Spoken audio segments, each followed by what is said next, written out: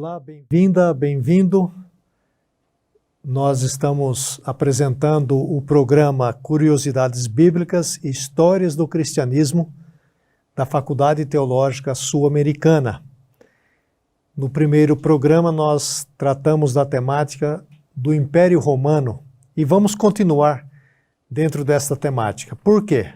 Porque é de suma importância que a gente entenda o contexto que Jesus viveu, que Jesus nasceu, que Jesus ministrou, contexto da igreja primitiva, o contexto da história de Paulo. Aliás, nós vamos devotar um programa só para falarmos de Paulo. Você espere aí que logo nós vamos anunciar este programa.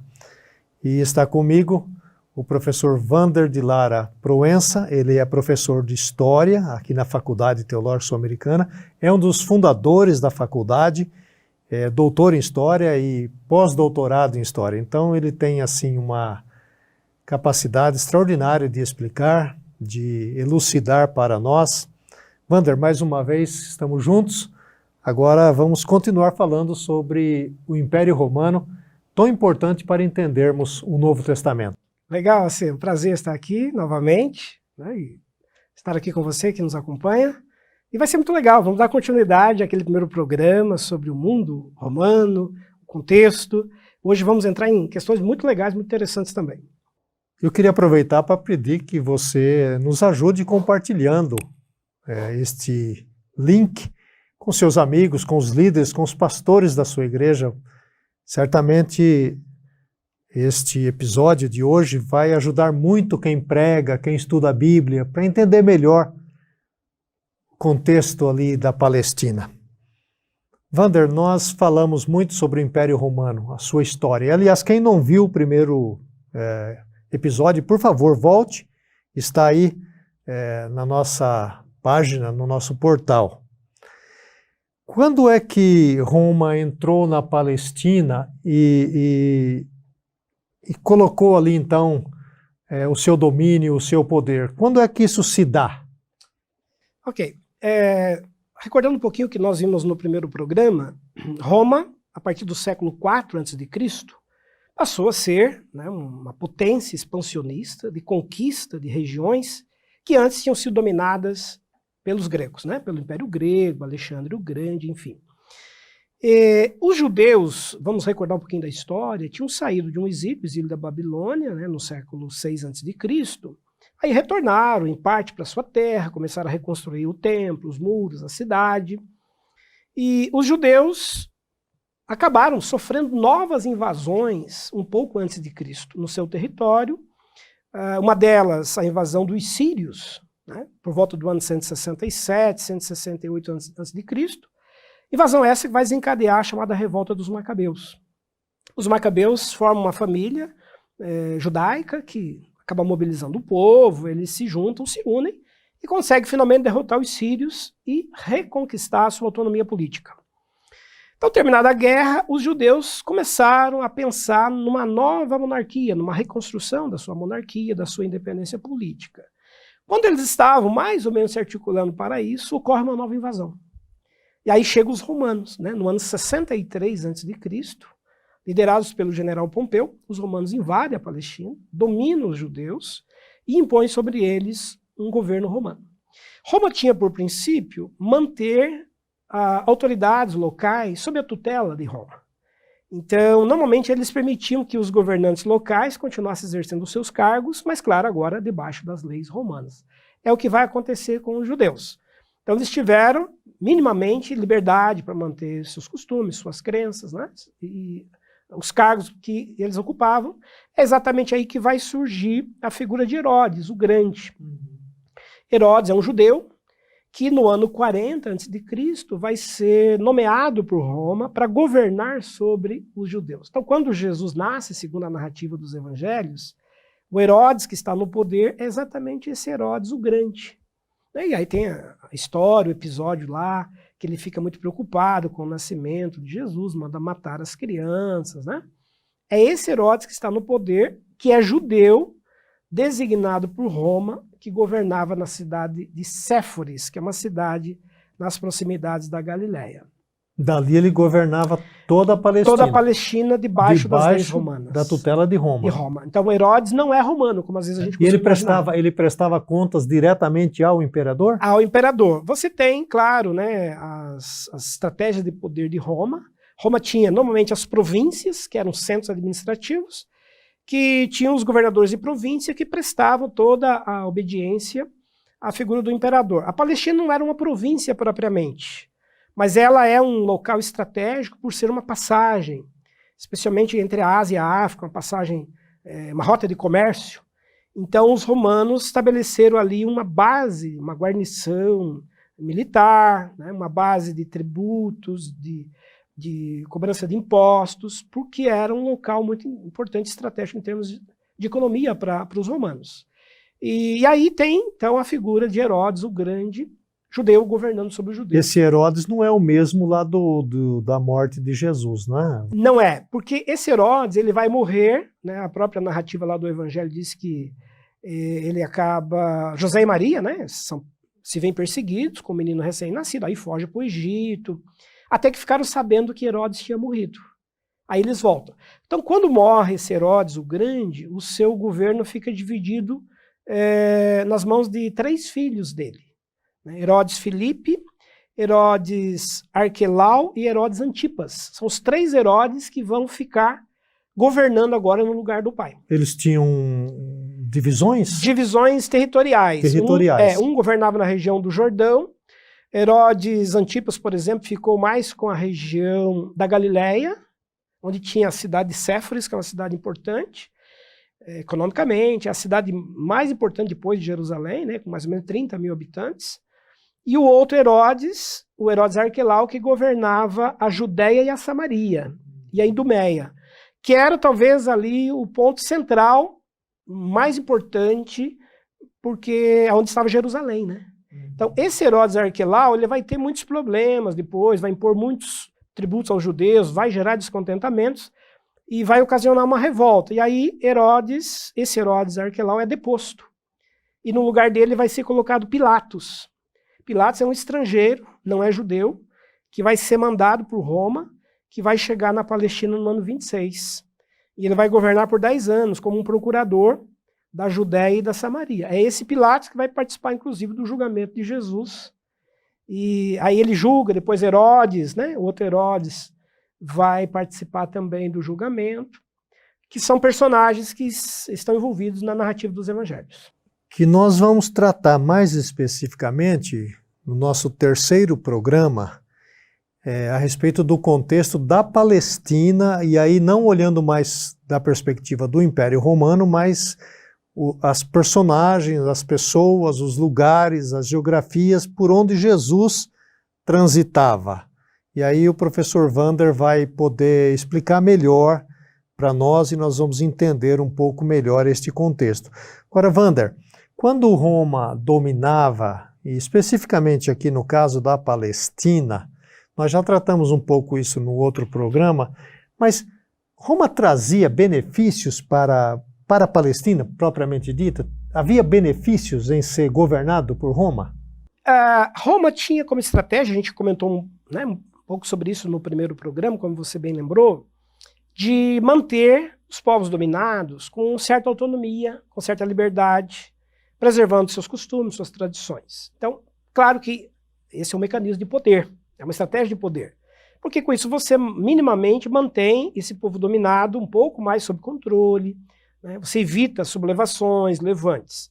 Então, ao dominar sobre os judeus, os romanos tentaram minimamente manter os judeus felizes. Subordinados, subservientes a esse poder romano, oferecendo alguns benefícios, por exemplo, recursos para a reconstrução do templo de Jerusalém, porque o templo que vai ser reconstruído por Herodes, quer dizer, vamos recordar a história, né? Quando os judeus foram para o exílio da Babilônia, o templo foi destruído. Então nós temos a volta dos judeus do exílio, né, com Neemias, Esdras, que voltam, reconstrói a cidade, o templo, mas esse templo ainda permanecia bastante decadente, com muitos problemas. Herodes, no ano 40, vai fazer a reconstrução, tornar o templo de Jerusalém imponente, belíssimo novamente. Então há informações, há relatos de que Roma também, de certa maneira, participou, ajudou, né, incentivando parte daqueles tributos cobrados para que esse templo fosse reconstruído. Então, minimamente, Roma agradou os judeus nesse sentido. O segundo benefício era a proteção das fronteiras. Roma oferecia aos dominados a guarda romana, a proteção romana. Vocês estão dominados, mas vocês estão também protegidos, né? Então, nesse sentido, aparentemente, Roma tinha algo a oferecer. Construção de estradas. Construção de estradas, né? Você pertencer ao império significava você poder transitar livremente, fazer comércio com Roma, você circularia em qualquer lugar nas dimensões do império, porque você era romano, você estava debaixo de um mesmo governo, né?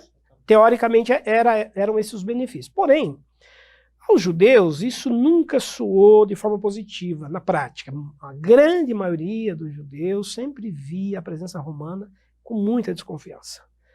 E isso era motivo, nós vamos falar daqui a pouco sobre isso, para revoltas, líderes que surgiam, né, líderes chamados messiânicos, propondo libertação, mobilizando o povo para as guerras, enfim. Mas aí tem um detalhe histórico que é muito importante. Por volta do ano 40, Herodes o Grande, esse rei nomeado por Roma, faz um acordo com os romanos, oferecendo aos romanos alguns benefícios, mas também assegurando em favor dos judeus alguns benefícios. Quais eram? Que os judeus não precisassem trabalhar no sábado, que os judeus não precisassem servir os exércitos de Roma e que os judeus não fossem obrigados a prestar culto ao imperador como um deus. Em contrapartida, Herodes ofereceu a Roma o seguinte: nós vamos controlar todos os levantes, todas as movimentações de contestação a Roma. Ou seja, Herodes era um mediador que tentaria pacificar os judeus, impedindo que eles se revoltassem. Então, resumindo, havia um discurso ideológico feito por Herodes e por Roma de que os judeus estavam sendo beneficiados com a presença romana porque eles estavam sendo respeitados nos seus costumes e tradições. Agora, Wander, você já citou a guarda romana, enfim, os soldados estavam povoando e andando para baixo e para cima ali. Mas o Herodes, vamos pensar na figura dele, o Herodes também tinha guardas, exército para controlar o povo? Ou era só controlado pelos romanos? Você tem a guarda do templo, que é uma guarda religiosa, que tem, né, formada de judeus, que protege, porque o templo de Jerusalém, ele era também uma espécie de banco. Todo o tesouro de Israel estava depositado no templo. Ah, interessante. Então, não é só um espaço sagrado, né? O templo, ele tinha uma função econômica. Era o grande banco, vamos dizer, entre aspas, o banco central daquele momento. E aí havia guardas, então. Guardas que protegiam. E esses eram judeus, né? Eram judeus, né, que serviam a funções religiosas, enfim, atendiam à proteção do templo. Agora, os romanos, evidentemente, que tinham as suas guarnições, tinham as suas bases militares, espalhadas por toda a Palestina. Por quê? Porque, como eu disse há pouco, a Palestina era uma rota comercial muito estratégica. Então, guardar aquele trajeto, guardar aquela região era fundamental para Roma manter ligações entre uma terra de passagem, né? De passagem. Então era importante manter uma paz, né, ali, e as estruturas das estradas com segurança, né, para que o comércio... Sim. Porque era importante para Roma o comércio. Fundamental, né? Fundamental. Porque gerava o imposto, né? Exatamente. Que nós já tratamos no nosso evento anterior. Sim. Agora, você já falou aí, ainda aqui rapidamente, eu gostaria de me aprofundar nessa temática. Naturalmente que nenhum povo gosta de ser dominado. Uma boa parte vai ser pacífica, não vai fazer nada, mas nós sabemos, pela história, e você é o historiador nosso aqui, que sempre vai ter gente ou bolsões de resistência. E na época lá da Palestina, nós temos pelo menos dois grupos que eu gostaria de mencionar para você, que eram os zelotes e os sicários. Eu queria que você falasse um pouquinho de cada um e o que é que eles faziam. Ok. Quando Roma dominou a Palestina, no ano 63 a.C., criou-se, claro, uma inquietação entre os judeus, que estavam, como eu disse há pouco, tentando reconstruir politicamente sua autonomia, depois de uma história de exílios, de diáspora. Era um período de reconstrução. Então Roma chega e frustra completamente essas expectativas. Agora, é evidente que grupos que não aceitaram essa presença romana vão se articular e vão começar a tramar estratégias de reconquista desse território, da mesma maneira que eles tinham conseguido vencer os sírios na revolta dos Macabeus. É nesse período que surgirão esses dois grupos que você mencionou, zelotes e sicários, que são partidos políticos, mas também religiosos, que tinham como suas principais bandeiras e causas promover a libertação da Palestina da presença estrangeira, da presença romana. Rapidamente, o que significa a palavra zelote? Significa zeloso, militante. Aquele que milita com zelo na defesa, né, da história, da identidade do povo hebreu. São grupos armados que treinam meninos, que treinam exércitos, chamados exércitos sagrados, que estão se preparando para a ideia de uma batalha apocalíptica, uma batalha final, do bem contra o mal, porque são grupos que estão imersos em crenças apocalípticas. Apesar de serem grupos bastante politizados, militarizados nesse sentido, o elemento religioso é muito forte nessa esfera apocalíptica judaica. Era o que, na verdade, dava o combustível. Motivava, exatamente. Motivava, né? Essa ideia de que Israel está destinado para ser uma nação de governo, e não para ser governado. Que os judeus serão o povo messiânico da história, que os judeus vão governar no fim dos tempos. Então, há uma efervescência apocalíptica, desde o século II, século III a.C., mobilizando muitos grupos na Palestina. Então, os zelotes são parte desse movimento apocalíptico. Um outro grupo, também com essa mesma militância, era chamado de sicário. A palavra sicário vem da palavra sica, palavra hebraica que significa espada. Então, o sicário é aquele que luta com espada, aquele que pega em armas, que vai para a rua e que vai batalhar na defesa de Israel. Então, digamos que os sicários eram a ala mais radical, mais extremista dos zelotes. E esses movimentos, eles promoveram inúmeros levantes, né, diversas sublevações, mobilizações de guerrilhas contra os romanos. Por exemplo, logo depois de que Jesus nasceu, né, bem ali no período em que Herodes morre, Herodes o Grande morre, a cidade de Séforis, onde estava o governo de Herodes, que era uma cidade que ficava cerca de 8 quilômetros, basicamente, da cidade de Nazaré, onde Jesus vivia, essa cidade foi invadida e tomada por zelotes, que viram na morte de Herodes a oportunidade deles tomarem o poder. Então invadiram a cidade, tomaram a cidade e decretaram um reino messiânico. Então Jesus já nasceu praticamente nesse cenário tenso de conflitos, de espera apocalíptica. Mas aí Roma mobilizou os exércitos, né, e vieram os exércitos romanos, e mataram, dizimaram esses judeus zelotes que tinham tomado a cidade de Séforis.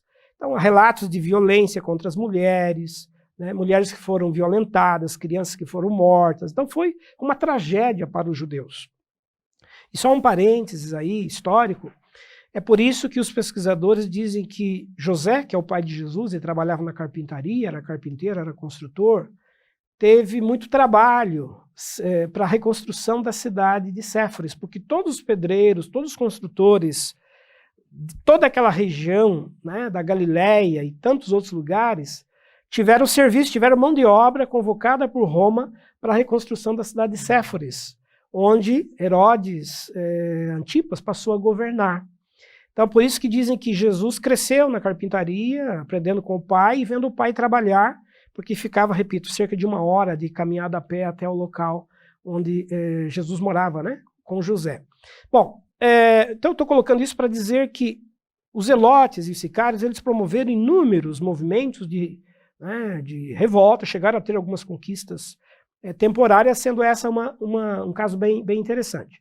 Um outro exemplo citado pelos pesquisadores ocorre quando Jesus tinha 12 anos de idade, quando os zelotes e sicários mobilizaram exércitos e ameaçaram tomar o poder, ameaçaram invadir Jerusalém, e aí houve uma reação das tropas romanas, e cerca de 2.000 judeus foram crucificados.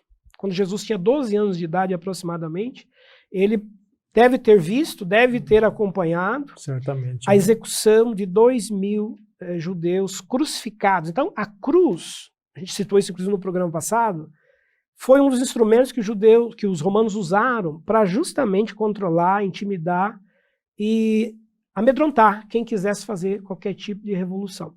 E aí, Antônio Carlos, só um parênteses, a gente até vai tratar disso no próximo programa, né? No nosso terceiro programa, a profissão que José exercia, de carpinteiro, era uma profissão geralmente recrutada por Roma para participar das crucificações. Para preparar as cruzes. As cruzes. Uhum. Eram os carpinteiros, os pedreiros que participavam, eram chamados. Quer dizer, é uma ironia, né? O pai de Jesus, o carpinteiro Jesus, carpinteiro Jesus ajudou certamente a construir cruzes, porque Roma exigia e encomendava cruzes. Eu quero tantas cruzes preparadas até tal dia. Né? E não só isso, o carpinteiro tinha que ir até o local da execução muitas vezes para participar ali do ato, né, da fixação do corpo, pregar o corpo, depois tirar o corpo, ir lá escavar na rocha, o túmulo. Todo esse trabalho era o carpinteiro que fazia. Então, os pesquisadores afirmam, né, que estuda aí a Palestina nos dias de Jesus, que provavelmente nessa crucificação de 2.000 judeus, o pai de Jesus foi um dos que teve que ir que mais trabalhou ali para participar da execução, e o menino Jesus, o adolescente Jesus, cresceu acompanhando esse cenário de guerra, de conflito. No círculo de Jesus havia zelotes e sicários? Então, é muito interessante ler, né, detalhes nas entrelinhas dos evangelhos que demonstram a existência de, provavelmente, participantes, militantes, sicários, zelotes no movimento de Jesus. Um exemplo claro é Simão o Zelote, que é o nome de um dos discípulos. Já está dando o próprio nome. O próprio nome. Judas Iscariotes.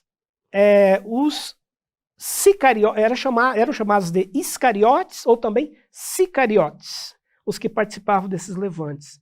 Então, provavelmente, Judas foi militante da ala radical. Da ala radical. Dos Sicariotes, que teria visto em Jesus um líder messiânico ideal, que iria, como a gente comentou, né, anteriormente, invadir Jerusalém, tomar o poder, instaurar o reino messiânico. Além destes, tem os 2 filhos lá do trovão, Boanerges, né, Tiago e João, né, que eram filhos de Boanerges. A expressão filhos do trovão era uma alcunha dada aos sicários e zelotes pelos barulhos que eles promoviam, os movimentos e passeatas que eles faziam nas ruas.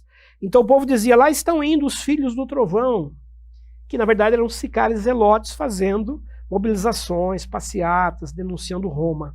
Então provavelmente esses 2 apóstolos de Jesus viram nele, também depois de terem sido militantes, talvez o pai deles tenha sido sicário, viram nele o líder salvacionista, político, que iria finalmente depor o poder de Roma e governar em Jerusalém. Então, sim, grosso modo, nós temos pelo menos esses 4, e talvez Pedro, que estava armado, inclusive com a espada, na hora que foram prender Jesus, e até cortou lá a orelha do Malco, né?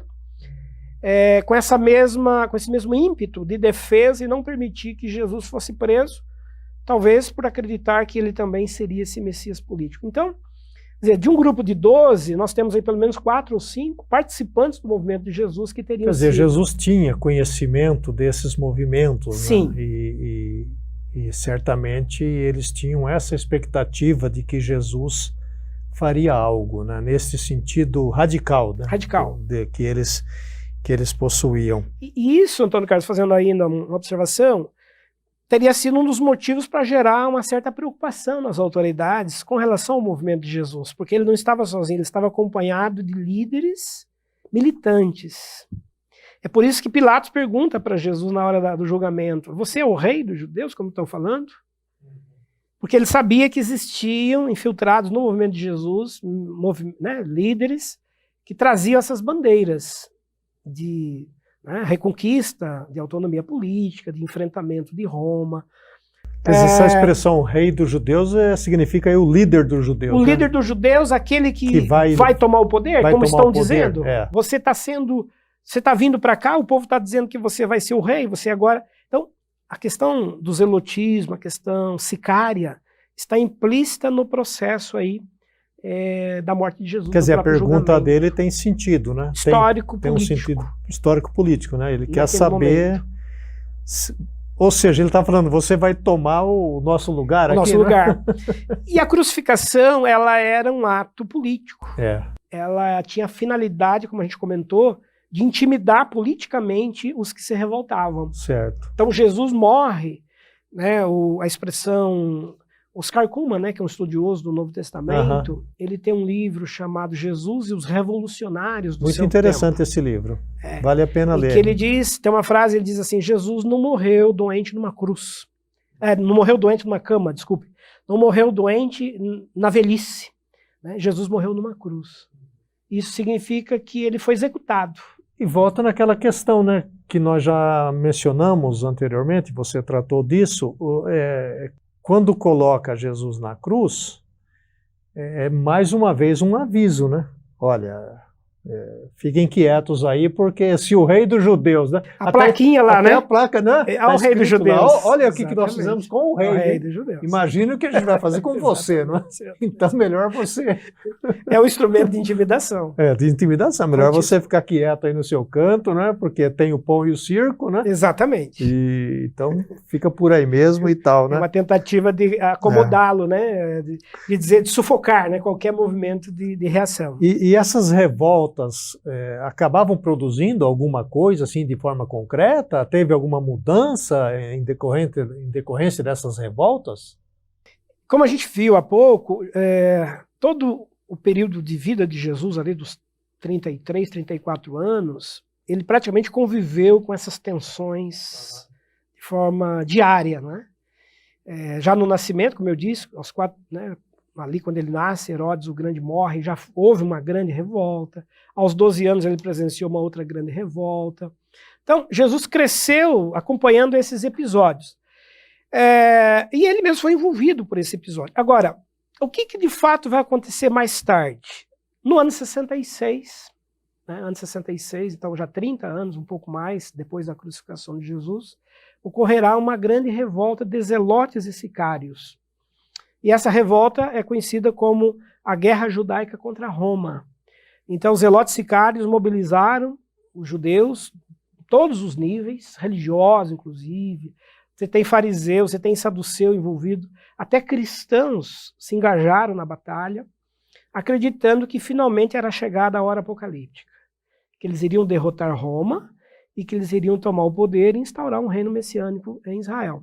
Então essa guerra do ano 66, ela vai ter uma duração de 4 anos, então eles conseguiram tomar várias cidades, estabeleceram várias guarnições, vários soldados romanos que tentaram enfrentar foram derrotados. Tem até um personagem emblemático nessa revolta que é Joséfo, que acabará sendo capturado, melhor dizendo, por Roma, aí levado para Roma. Lá ele tem a vida preservada, ele acaba de alguma maneira entregando as estratégias dos revoltosos, em contrapartida ele tem a vida preservada.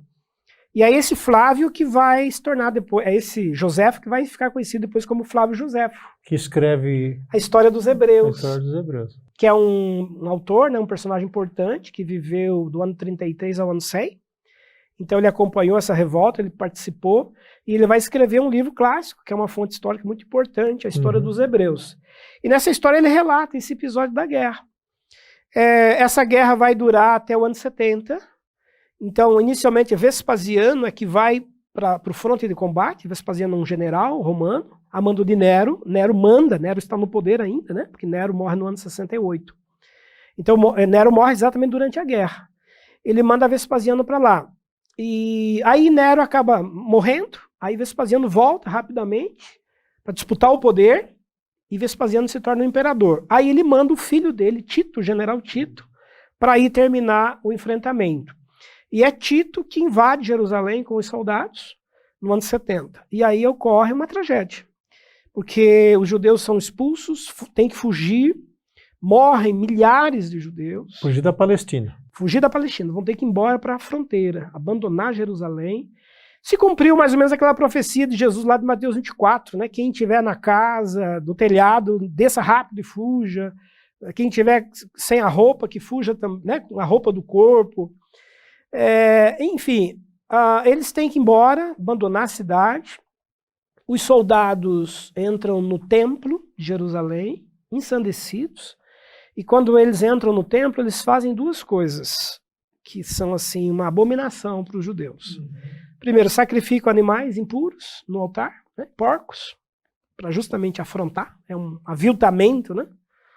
E depois eles começam a derrubar as paredes, pedra por pedra, procurando o ouro, o tesouro do templo. Que a gente já mencionou, né? Exatamente. Que o tesouro estava lá, né? O tesouro estava lá, porque o templo funcionava como o local da riqueza das famílias mais ricas de Israel, que deixavam o tesouro guardado ali. O ouro, todo o ouro de Israel estava guardado ali.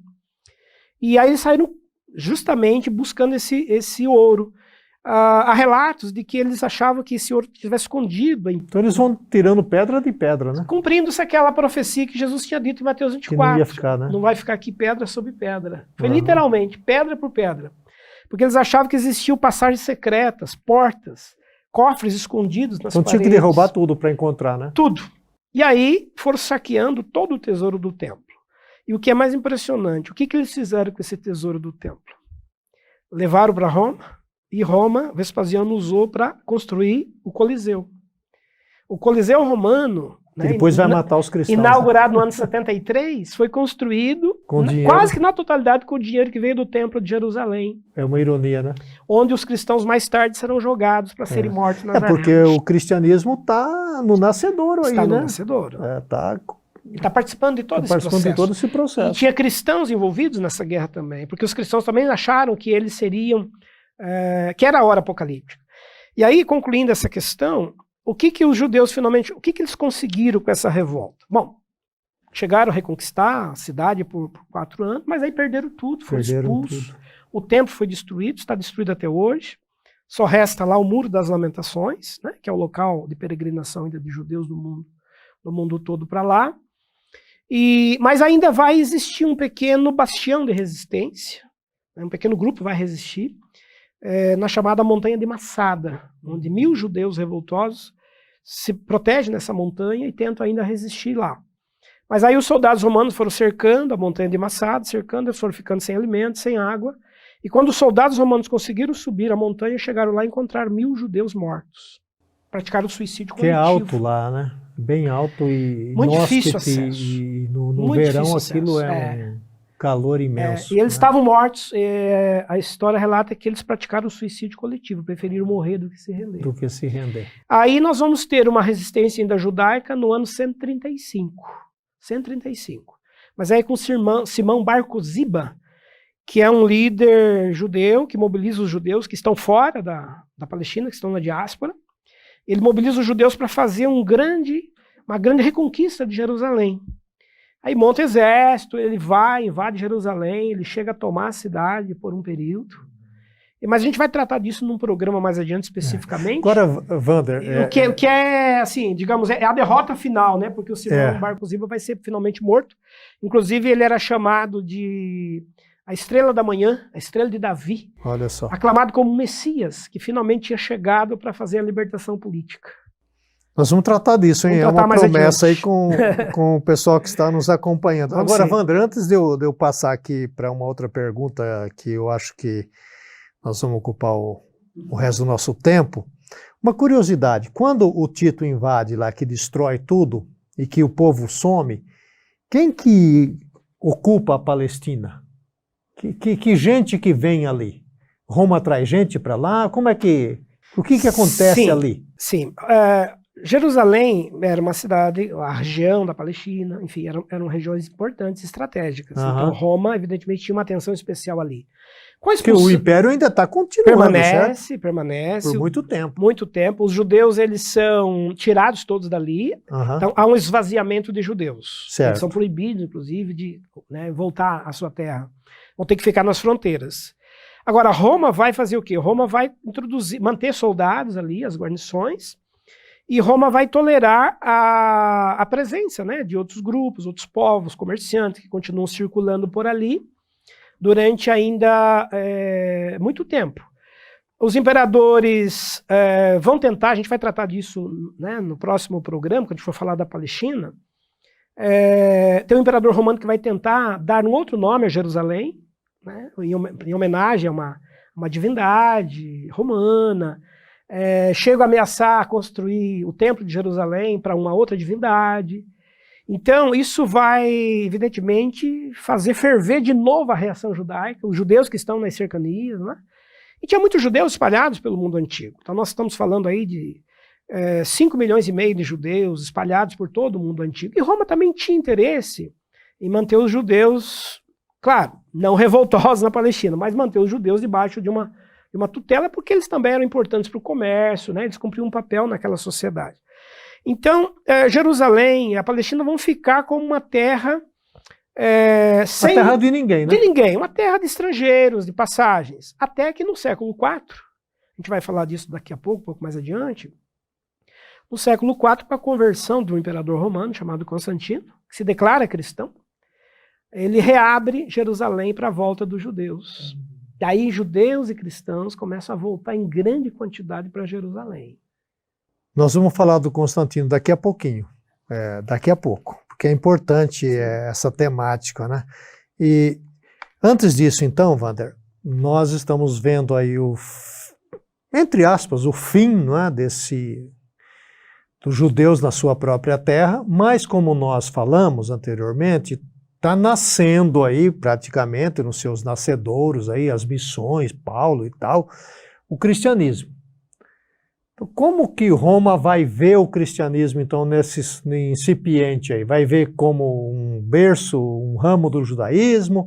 Vai ver como um inimigo a ser tratado? Como é que se dá esse relacionamento entre o cristianismo incipiente, nascente, e Roma? Ok. Num primeiro momento, Roma viu o movimento cristão nascente apenas como uma seita judaica, um ramo do judaísmo. E ainda não tinha acontecido a revolta do ano 66, né? É bom lembrar. Então, Roma ainda tinha uma relação com os judeus de controle, de pacificação, digamos.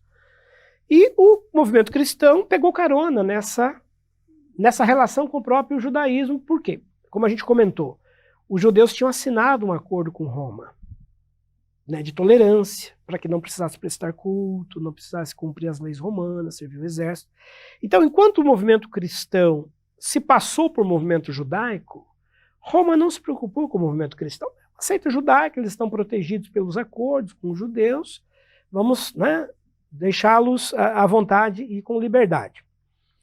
Quando acontece a guerra do ano 66, em que os judeus se voltam contra Roma, nós acabamos de falar isso, e cristãos também participam da revolta. Importante fazer essa menção. Exatamente. Roma, então, a partir dali não tem mais qualquer acordo com judeus e nem com cristãos. E aí é que começam a surgir conflitos, perseguições ainda maiores, que a gente vai comentar daqui a pouco.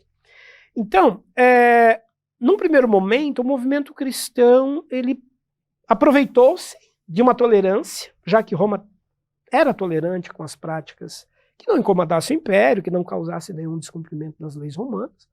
E aí eles expandiram, especialmente ali nos primeiros 30 ou 40 anos. Então, não há dificuldades para o cristianismo nesse primeiro momento. Os conflitos dos primeiros cristãos serão conflitos com os próprios judeus, e não com Roma. Claro que nos anos 60 nós começaremos a ter problemas envolvendo Nero. Nero tem ações extremamente violentas em relação aos cristãos, nós já até comentamos, né, levando cristãos para as arenas, executando cristãos à noite para iluminar a cidade, fazendo os espetáculos públicos de entretenimento, né, política do circo, com cristãos sendo martirizados. Mas Nero tem um comportamento próprio, muito local, né, está muito circunscrito à região de Roma, e também tinha aí já questões outras que estavam surgindo que começavam a preocupar Roma, né, que levaram os romanos a perseguir a igreja. A gente pode falar disso daqui a pouco. Agora, Wander, uma curiosidade. Esses cristãos, como que eles sobreviviam em termos de alimentação, moradia? Porque quando Roma começa a perceber que, né, é um problema que está surgindo, eles vivem nas cidades, eles fogem, vivem em cavernas. Como é que é essa dinâmica da vida dos cristãos aí nesse período? Quando o movimento cristão surge e vai ganhando expansão geográfica para além, né, do ambiente da Palestina, do próprio povo judeu, né, os cristãos vão ganhando adeptos, convertidos de diferentes povos e lugares, o movimento cristão teve simpatia de pelo menos 2 principais grupos sociais. Né? Os escravos, em grande maioria, porque o movimento cristão trazia uma mensagem de libertação, uma mensagem de liberdade.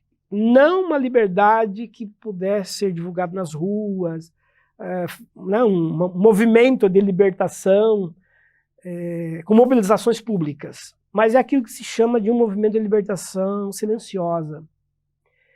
Dentro das comunidades cristãs, as relações de senhor e escravo foram sendo abolidas.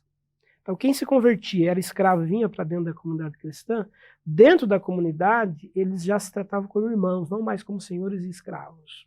Então, isso começou a atrair muitos escravos. A mensagem do movimento cristão, a mensagem do cristianismo, era uma mensagem de liberdade, de igualdade, não há mais distinção entre senhor e escravo. Que era a espera de um reino messiânico que logo iria se instaurar na terra, porque os primeiros cristãos acreditavam que Jesus, claro, tinha ressuscitado, voltaria em breve para instaurar um reino, e nesse reino não haveria mais escravidão. Então, atrai muitos escravos. E os escravos trabalhavam em diversos setores da sociedade, como a gente comentou, né? Desde os estivadores nos portos, trabalho braçal na agricultura, estavam também no comércio, eram pedagogos, enfim. Então, a conversão de escravos gera a conversão de pessoas pertencentes às mais diversas categorias sociais, né, nas funções que eles desempenhavam. Um outro grupo que vai ficar bastante próximo do cristianismo, vai se interessar pela mensagem cristã, são os soldados. E Roma tinha como uma das suas bases os soldados.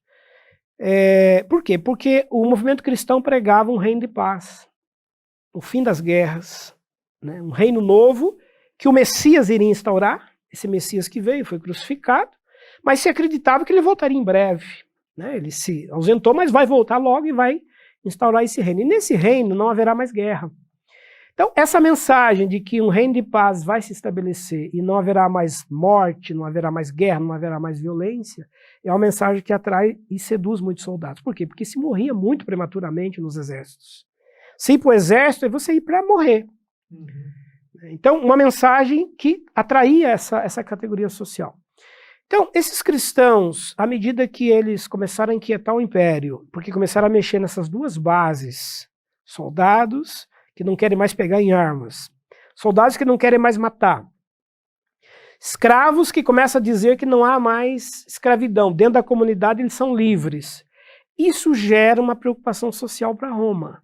Ou seja, esse movimento que está crescendo, né, silenciosamente, é um movimento perigoso. De perda de controle, né? Porque vai gerar uma fragilidade no império, vai mexer com as 2 bases de tentação, os soldados e também os escravos. Wander, eu ia fazer uma pergunta para você sobre o Constantino, porque eu estou com bastante curiosidade sobre esse camarada aí, mas eu vou deixar isso, e você vai prometer que nós vamos fazer um programa específico, porque se fala muito sobre Constantino, a constantinização da igreja, e nós queremos entender melhor isso, e o nosso programa está quase no fim, então nós não vamos fazer correndo não, tá certo? Mas eu vou lhe fazer uma outra pergunta. Sobre isso que você vem falando, desse relacionamento dos cristãos e Roma, tem um detalhe que eu acho que você poderia se aprofundar um pouco mais, aquela questão de que nós já vimos, né, você já pincelou, o imperador, a divinização do imperador, o Augusto, aquele que recebe a veneração, e o cristão não está animado em fazer isso, porque ele vê Jesus Cristo como seu Senhor, né? É o Kyrios. O imperador também é o Kyrios, né? Os 2 são senhores, né? E então há esse conflito de lealdade aí, e o cristão vai naturalmente ser leal a Cristo, e isso vai trazer para o imperador romano, lógico, uma preocupação e uma chateação, né? Por que esse povo não me venera? Então fala um pouco sobre isso, porque eu creio que isso vai causar transtorno para o cristianismo no seu nascedouro. Sim, é uma questão muito importante. A gente poderia citar pelo menos 3 ou 4 principais razões que levaram Roma a perseguir o cristianismo. Não é? Algumas, depois a gente chega nessa questão que você colocou que é central, algumas das razões. A primeira é que começaram a se converter à mensagem cristã essas categorias sociais que nós acabamos de mencionar, né? Escravos e soldados, e isso começou a mexer em costumes e valores estabelecidos por Roma. Quer dizer, daqui a pouco esses soldados não querem mais guerrear, estão se convertendo. Esses escravos não querem mais se submeter a um senhorio, por quê? Porque eles estão pregando já uma liberdade dentro das comunidades cristãs. Então, esse é um dos principais fatores. Uma outra razão é que o movimento cristão começou justamente por não participar das chamadas festas pagãs, que muitas cidades antigas, greco-romanas, sobreviviam do chamado turismo religioso. As grandes festas das divindades, a Diana, Afrodite. Cada cidade antiga, romana, importante, tinha uma divindade e todo um comércio, uma economia girava em torno dessas práticas religiosas. Os cristãos que moravam nessas cidades e passaram a atuar ali, eles não frequentavam esses cultos, esses ritos, como os que iam se convertendo à mensagem cristã começavam a deixar de fazer essas coisas. Isso começou a gerar inquietação nos comerciantes. Vamos lembrar do caso de Éfeso, né? Quando Paulo chega lá, e aí as autoridades começam a dizer, olha, esse homem está atrapalhando o nosso comércio, né? Os comerciantes não vendem, aqueles que têm hospedarias, enfim, os restaurantes, não é? Então, a mensagem cristã é uma mensagem que começa a mexer em costumes locais, e isso gera insatisfação econômica, isso gera também acusações. Olha, a região sofreu lá uma intempérie, um problema climático, a terra não produziu, veio uma peste sobre os animais. Culpa dos cristãos. Culpa dos cristãos. Por quê? Porque não estão indo aos cultos, não estão fazendo as oferendas, os deuses estão enfurecidos. Então, os cristãos começam a carregar algumas culpas por problemas sociais e econômicos que começam a surgir, porque eles não estariam cumprindo as obrigações civis, religiosas, que faziam parte daquelas cidades. Um outro fator, e aí entra, né, nós chegamos bem à sua questão, é que os cristãos professam uma fé monoteísta, que é uma herança judaica. Né? Os judeus, os hebreus, são o único povo da história do mundo antigo que tem crença em um só Deus, que não venera outros deuses, que não veneram o próprio imperador. Enquanto os cristãos estiveram ligados ao judaísmo, eles participaram daquele acordo de Herodes. Certo, aquele acordo que você já mencionou que eu anteriormente. mencionei, quer dizer, não precisa frequentar o templo. Lá, Era uma coisa só, né? Uma coisa só, eles estão protegidos pelo acordo, porque são judeus. À medida que o cristianismo começa a crescer, se espalha, e aí não são mais judeus, são gentios convertidos. À medida que eles não mais praticam a circuncisão, porque Paulo, inclusive, vai dizer que não é mais necessário. Não é mais necessário, né? Aí Roma começa a achar, mas peraí, se eles não são judeus, se tem outros povos se convertendo, e eles não estão indo frequentar os cultos e fazer as oferendas, então isto vai desencadear uma reação romana. Os cristãos serão considerados desobedientes, porque ir ao templo, fazer uma oferenda ao imperador, venerar o imperador como um deus, cultuar os deuses do império, é um ato de obrigação civil. Não fazer isso é uma desobediência civil. Então os cristãos passam a ser acusados... Saiu da esfera religiosa. Saiu da esfera religiosa. Quer dizer, para o cristão não, mas para o Roma sim, Para Roma sim. Estão desobedecendo às leis romanas, aos costumes romanos. E para completar essa visão, essa ideia, talvez aí um quarto fator, o anúncio de um outro rei, de um outro Quírios, de um outro senhor. Porque à medida que eles dizem que virá um outro rei, virá um outro senhor que vai instaurar um reino na terra, e os primeiros cristãos acreditavam que Jesus voltaria em breve, ali 2 ou 3 décadas para frente, quiçá ali no 1º século ele voltaria ainda, para instaurar um reino político na terra, isso era uma afronta para Roma. Para César, imperador romano, ouvir um grupo dizer que tem um outro senhor que reina, que governa, e que ele vem para governar o mundo romano, é uma afronta e isso vai desencadear. E ele não podia suportar isso porque poderia também incentivar outros grupos né, a reconhecerem a ir na mesma direção. Exatamente, a reconhecer outros senhores, outros, né, outros governantes. E, num certo sentido, é uma humilhação para o César, e o César é Deus nesse sentido, né? Ele não pode passar por isso, né? Sim. E aí, então, a perseguição é cruel. Começam né? as perseguições, em razão desses motivos. É e cruel. aí já, a partir de Nero, depois Domiciano, no final do primeiro século, e vários outros imperadores vão E lembrar, perseguir, né, Wander, que os cristãos não tinham uma economia, eles não tinham... Eles estavam iniciando, né? E não tinham propriedades, era bem incipiente, né? Eram pobres. Categorias sociais bastante excluídas. Pobres, né? Então, não tinham sofriam muito essas perseguições. Não tinha nem como ir contra, né, isso, né? Tinha. E suportar isso também, né? Por isso, muito do Novo Testamento fala sobre a solidariedade. Paulo fala sobre isso, né, para não desprezar os domésticos da fé, né? Socorrer aqueles que estavam sendo perseguidos numa região, porque as perseguições, elas eram às vezes localizadas, né? Numa região, e aí quem era perseguido ali podia fugir para um outro lugar e ser acolhido, ser protegido lá por um período de tempo. Então se tem essa circulação de cristãos em épocas de perseguição pelo Império Romano. A solidariedade foi um fator muito importante para a preservação, né, do cristianismo, não é? Wander, nós chegamos ao final de mais um programa, então, muito obrigado, e você pode talvez falar aí uma despedida da turma, enquanto a gente se prepara já para o nosso terceiro programa.